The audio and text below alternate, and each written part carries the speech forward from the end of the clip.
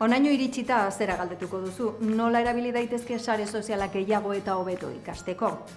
Orain artean, teknologiak ekipamenduaren ikuspegitik aldatu du hezkuntzarako testuingurua, ordenagailu gela, ukimen arbelak, tabletak eta abar. Sare sozialek hezkuntzan eragin duten aldaketa harago doa, izan ere ikasteko modua aldatzen ari dira eta irakastekoa ere bai noski.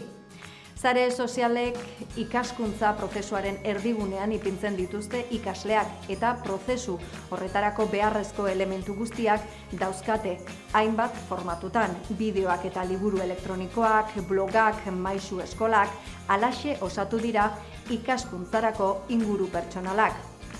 Hurrengo galdera hauxe da, zein da? Hezitzaileen egitekoa testuinguru teknologiko berri honetan. Desagertu ez dira desagertuko, aitzitik protagonismo handiagoa izango dute. Alde batetik informazio hori guztia iragazi beharra daukate. Informazio iturria egokia dela ziurtatu eta benetan beharrezkoa den edukiak lortzen direla ikusi. Halaber, ikaslei erakutsi behar diete jasotzen duten informazioa fidagarria den ala ez ikusarazten, baita behin eta berriz elaboratzen ere, harik eta informazio hori ikaskuntzarako benetan erabilgarria izan arte.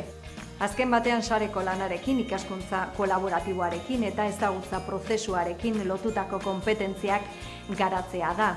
Sare sozialetako hezkuntza aplikazioak garapen eta bilakaera bete-betean daude. Hauexek erabiltzen dira batez ere. Blogak, ikasgaiei buruzkoak, ikasleenak, ikasgela osoarenak, ikaskuntza edota lanak jasotzeko erabiltzen direnak eta abar. Twitter sarea zalantzak argitzeko, lanean segimendua egiteko, oharrak eta gogorazpenak egiteko, familiarekin komunikatzeko ekimenak ere badaude. Eta jakina, irakasleek eta gai jakin batzuetako adituek egiten dituzten webguneak, beste batzuetako bitarteko didaktiko gisa balio dutenak. Baldakizu zure seme-alabek aprobetxatzen ote dituzten teknologiek ikaskuntza prozesurako eskainitako aukera guztiak?